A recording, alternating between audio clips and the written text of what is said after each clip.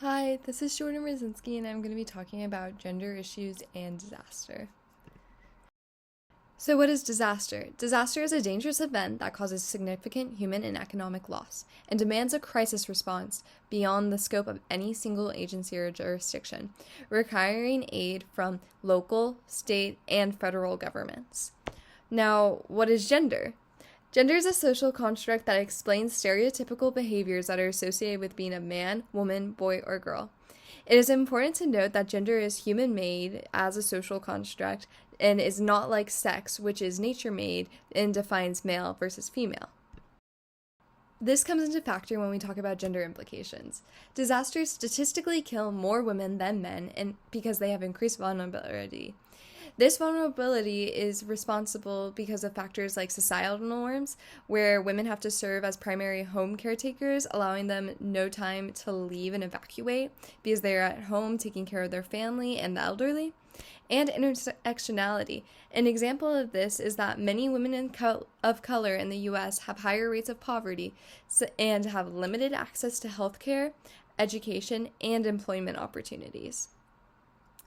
This also needs to take into account that the disaster risk management prevention field is male dominated, allowing a lot of gaps to emerge in emergency response that don't account for everything regarding gender. The key issues during and after a disaster are pregnancy and childbirth, which post-disaster and emergency centers need to be prepared to deliver postpartum and prenatal medical help. Like I described earlier, there's differences in what people need based off of gender and sex. Medical resources such as tampons and pads need to be commonly accessed medical resources for women. The last issue is sexual assault and violence.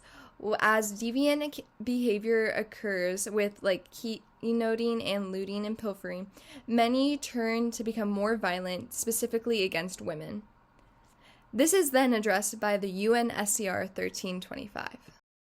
On October 31st, 2000, the United Nations Security Council created the UNSCR 1325. This was created to establish 4 pillars to combat issues relating to women in emergency response. The first pillar is protection, which works to prevent gender-based violence or sexual violence, especially in emergency scenarios. The second is participation, which calls for women to be more involved in decision-making throughout international or local institutions. The next pillar is prevention, which focuses on holding those responsible for violations against women. The last pillar is relief and recovery. This seeks to provide refuge for women in relation to civilian and humanitarian needs.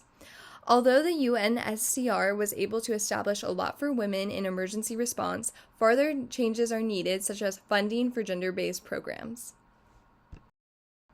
Here are my sources. Thank you.